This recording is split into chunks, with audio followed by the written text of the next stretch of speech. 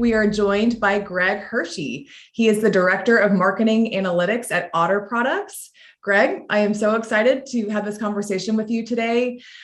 We are going to be talking about aligning key stakeholders internally to get buy-in on a CDP.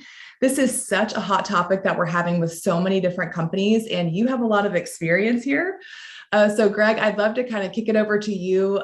Give us your background and what your role is at Otter Products. Sure.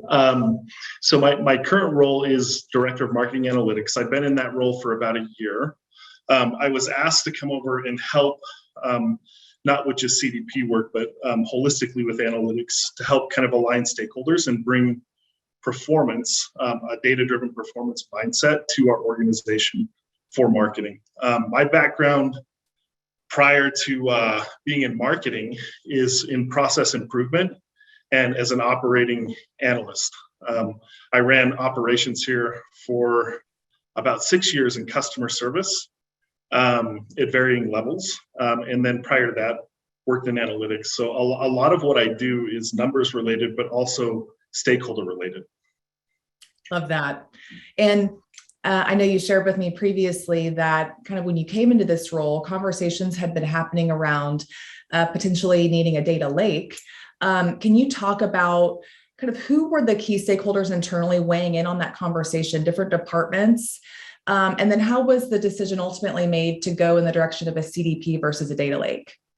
Yeah, that's a really good question. I think part of it is just changes in the industry. I think the industry has changed over time. But for us, our org structure is fairly complex.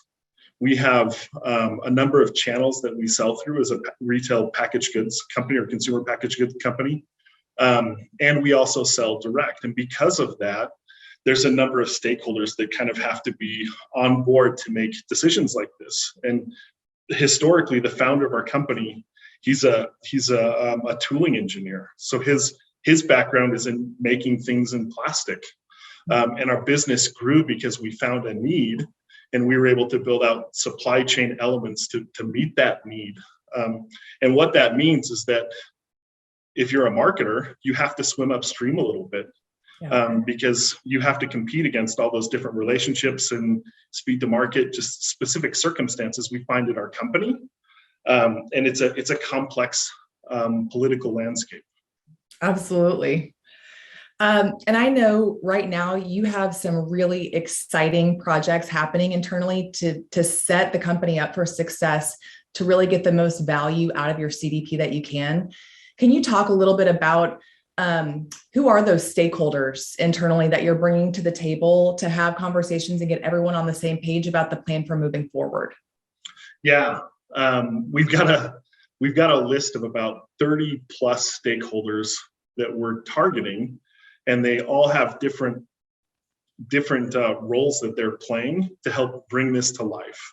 And what we realized probably about 6 months ago is that we've been working on this data lake project. We were also doing a Google marketing integration. And as we got to floodlight tagging, a lot of the work that we were doing that was audience related, CDP related, kept coming up as problematic. Like we couldn't answer questions. We couldn't say, go configure it this way. And it's not that we didn't have an answer. It's that we had several functions that had different answers. And I'll just name some of those stakeholders for you because you asked. Our digital media team is one of the primary stakeholders. But then you look at our e-commerce team and they're one of the primary consumers of that data. They needed to run, and they were the ones that were kind of working on that data lake, pushing forward, but they were struggling to get the engagement that they needed from the other stakeholders. And those other stakeholders at OtterBox are very busy, and they have a lot of things they're trying to fix and a lot of things they're trying to do. And so often, the thing that gets left on the cutting room floor when we make project edits is it's this type of improvement work. How do we do integration work to make this work? And outside of just digital media and e-commerce, we've got our email teams, we've got sales channel teams. When you talk about partner relationships, we're doing co-marketing with a number of partners out there in the marketplace, probably like many other people are. How can we integrate with them and understand and pass data back and forth that is acceptable for both parties? And then the big one for us that has been a challenge, and it's been a known challenge for quite some time, but we've never been able to tactically get it done, is to integrate our customer service data. We have we have so much of our business is out there in the channel. It's a big portion of our business, probably 90-ish%, that we don't know who those end consumers are. But a large portion of them come back to us through service, through our loyalty programs, our retention programs, warranty related, and we know who they are. And we're underutilizing that data. So the opportunity to pull that in is a big deal for us, and definitely a stakeholder group that we need at the table. Yeah, this is fascinating. And this is a conversation, like I said, that so many different companies are having right now, just in terms of getting all the right people to the table to have the same conversation. You know a lot about this, so it's really fascinating for me to hear your take. There's the data, there's the tech, and then there's the people, right? And speaking of people, your audiences, as you were touching on, may look pretty different than some other retailers' audiences, with D2C being, a smaller part of your business. Can you talk about the channels that matter most to Otter Products and how you work with those channels? Yeah, it's shifted over the last couple of years, but we have probably 10 or 12 really large customer accounts is what we'll call them. But those are channel accounts that are not direct to consumer related, where we're selling a lot of product all the time. And as business shifted to e-commerce, or as there was a rise, there's been a gradual shift over time, but there's been a more recent shift, specifically during COVID. Our business has shifted as well. And we're not just working with those channel partners in channel, brick and mortar retail. We're also working with them in many instances from a digital standpoint. And so that's a big emphasis for us. So we can internally, our marketing team becomes an extension of our sales team. Our sales team owns those accounts, but we have an opportunity to help service and partner to add value when they're selling. And for our salesperson to be able to walk in and say, let me show you what the digital landscape looks like and help position our product that way, that's a value-added service that's really important for us, because it's such a big piece of our portfolio. We're very channel dependent because of the way our product is distributed. Yeah. And you said some of those channels or customer accounts are like carrier stores, Amazon, just to kind of paint that picture. So I know we also discussed, when that CDP is fully operational, so many folks out of the gate are focused on getting value from specific use cases. But in the case of Otter Products, you really are focused on those audiences, just due to the unique nature of the way that your business runs. Can you talk to us about that? Yeah, and let me give you kind of like a use case that we talk a little bit about when we start trying to rally stakeholders to solve this problem. A lot of the use cases that we see are what I would call like a functional use case, or something that just touches one near adjacency. So when you think about the value proposition or the value chain of how marketing is delivered, it can be from what I'm seeing that's already in flight is there's an e-commerce use case. And sometimes we go upstream and we integrate with the digital marketing team, and that's a near adjacency. What's interesting for me is the stuff that tends to integrate across all functions. So if we start to look at our consumers, we start to look at our data, a large portion of it is that customer service data. And if we can tie that data out, either directly or infer tie outs, then we can start to understand behaviors that are not in those near adjacencies. So we want to make sure that we're maximizing our customer lifetime value holistically. And that's understanding how our customers are interacting across every touch point that we can trace, and then getting that information back to those teams. And for customer service, if we've got somebody who's maybe a high volume warranty customer, we want to make sure that we can still service them, but can we do it at a lower cost? If we know that if they've got a predisposition to do that, then we don't want them clicking on our paid search ads to find us, our branded paid search ads. And that's not a near adjacency. So that's not a question that our customer service team knows to ask, because they're not marketers. They don't understand that space. And it's not one that we have been great at tying out or answering, but it's one that we believe we can address if we start to understand these adjacencies that aren't near, and we get a more holistic picture of what's going on. Sure. Yeah. Thanks for that. And we've been talking a lot in our industry about this whole concept of the privacy paradox.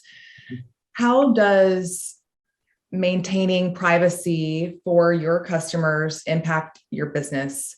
How is Otter Products approaching weaving privacy consent management into the customer experience?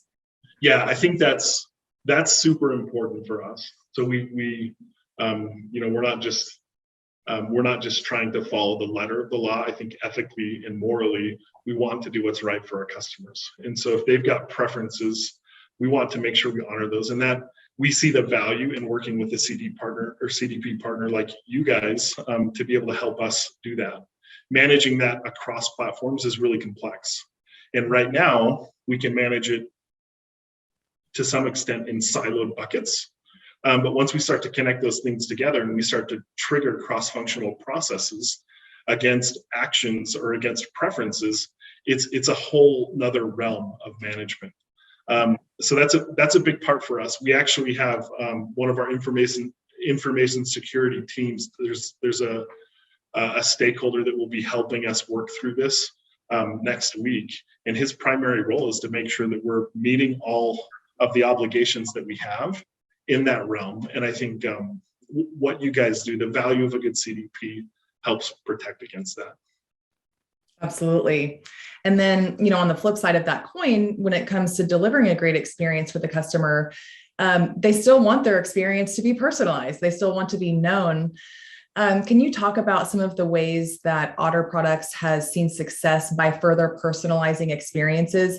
I love to paint that picture with tangible examples, because we all try to personalize experiences, right? But from an Otter Products customer perspective, what does that actually look like? Sure, and I'll caveat this with, I've only been an official marketer for about a year, but I've got a lot of experience with our consumers. So I'll draw on a use case for my time in customer service. What we found there was that our satisfaction for end consumers was very process dependent, meaning that the process we put them through had a huge impact on how satisfied they were with interacting with us. And we know that a satisfied customer or a salvaged customer has a really high net promoter score. They're out there saying good things about us, which increases our customer lifetime value and our loyalty. They will come back and buy. Yeah. What we found was that our process was causing them a lot of pain and costing us a lot of money. And we knew that because when we looked at our shipping times, every time they went over a certain number of days, we saw a corresponding dip in our satisfaction scores, and we could map it and we understood the correlation. And what we did was we went and changed our process. And when we did that, we cut that time down. We automated a lot of what was manual that was costing us millions of dollars to service. So not only did we get back cost savings, but we increased our satisfaction by over 20 points. And we did that by changing the experience. So it's kind of a fun little win for us, but it's a really cool thing. When you focus on customer value, it translates into good things for your company. Absolutely. I love that story. That's a great example. I also just love how dynamic your background is, and that you have such depth within the company, but from so many different seats. So having been with Otter Products for some time, what has been the most exciting thing that you've witnessed or gotten to be a part of as you've watched the company grow and change? Yeah, it's a really good question. I would probably use the word meaningful. There's been a couple of things that have been really meaningful. And it's always centered for me personally on transformations that are sustainable. So in my first role that I was in customer service, we went through this just amazing transformation. I used to joke around when I came and this is back when we were really experiencing big growing pains. I used to joke around that we were running Play School's my first call center.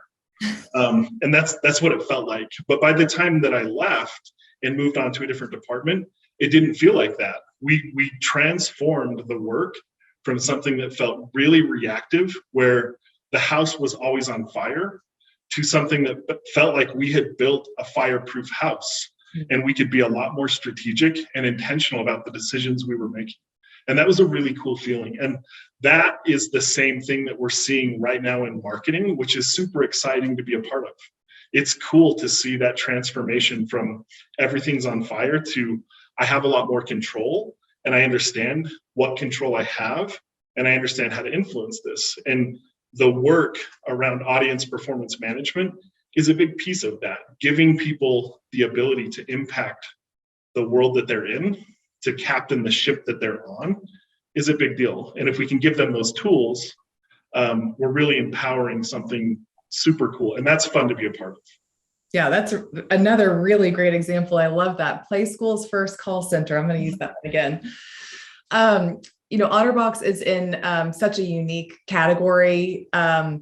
Where do you see your sub industry within retail going? What outside or external factors do you think will have the biggest impact on the business? 2022, 2023.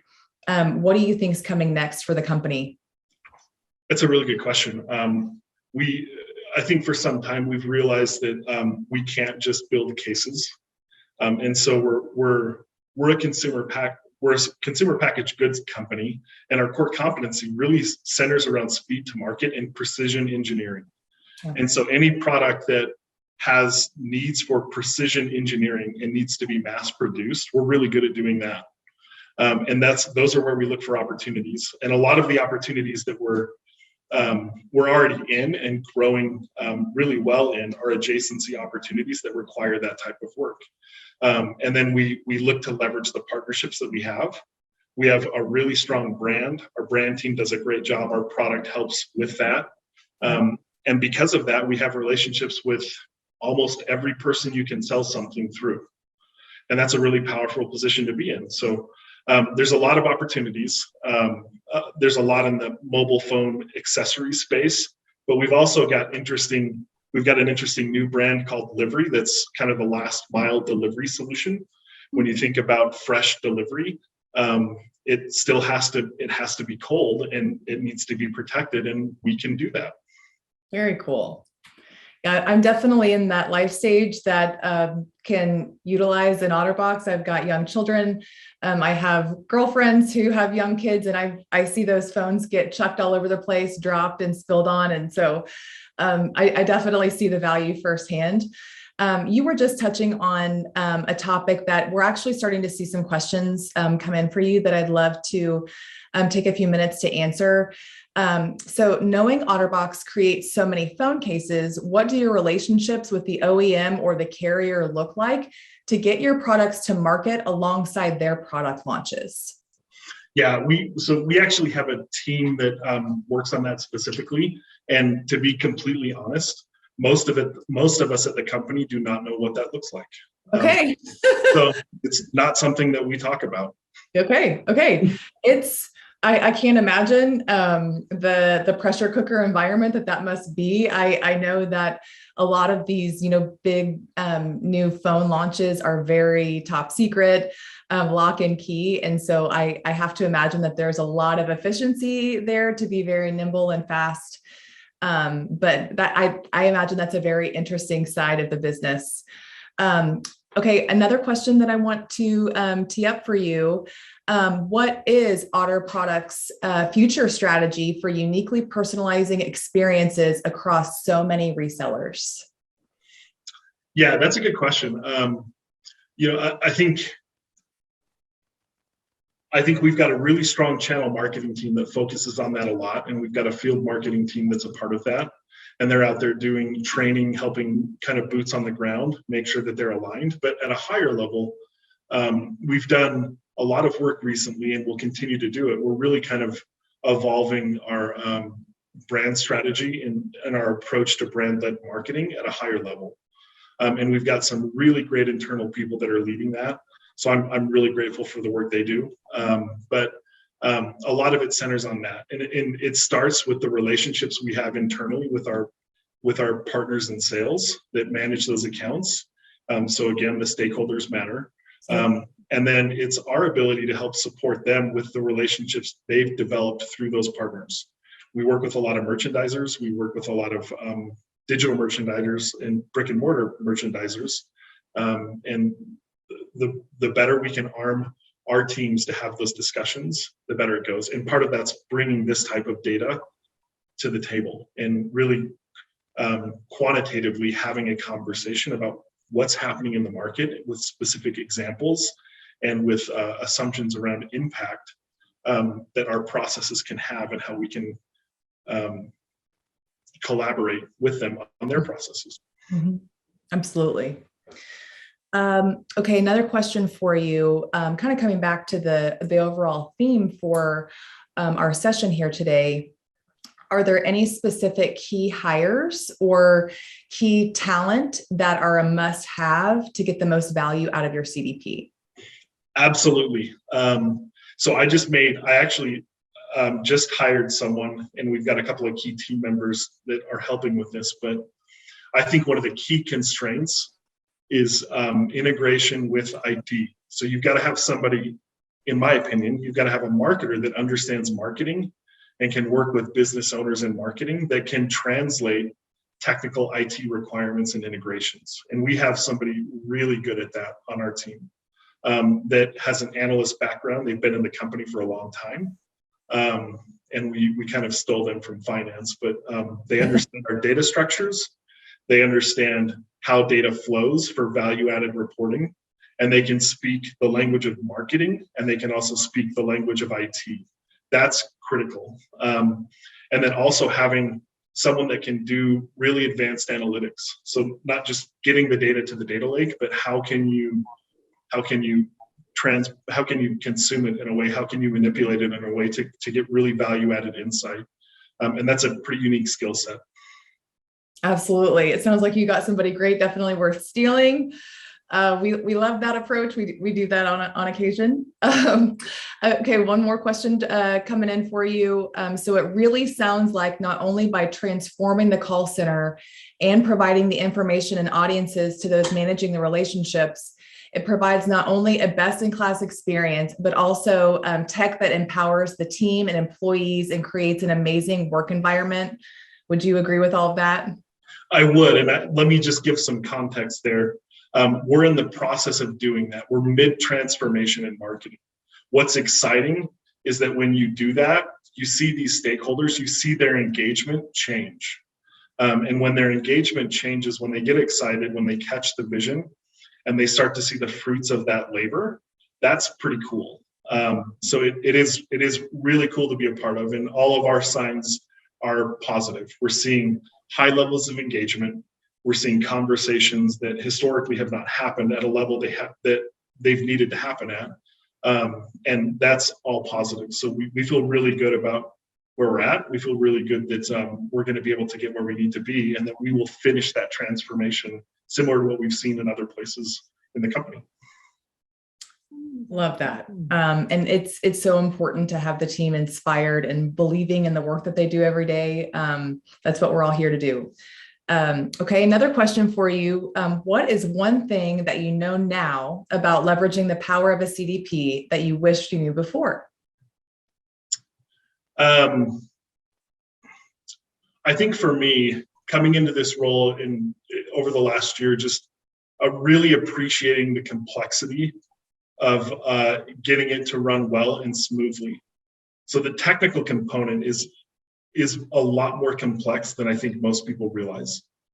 And once that's understood, and once you get high levels of engagement, you've got a powerful combination to go make change. But that level of complexity, I think, is glossed over. I think that the scope, the number of systems that have to be integrated, and the coordination needed to do it is definitely something that needs to be intentionally managed. That was fantastic. I do think we have a couple other questions, but we can follow up on those. Greg, this has been so insightful. You bring such a unique perspective, and it's been incredible to get to share this with the other attendees on the call today. So thank you so much for your partnership. Thank you for sharing your time with us and for joining us here at DV 2022 for Retail today. Yeah, thank you.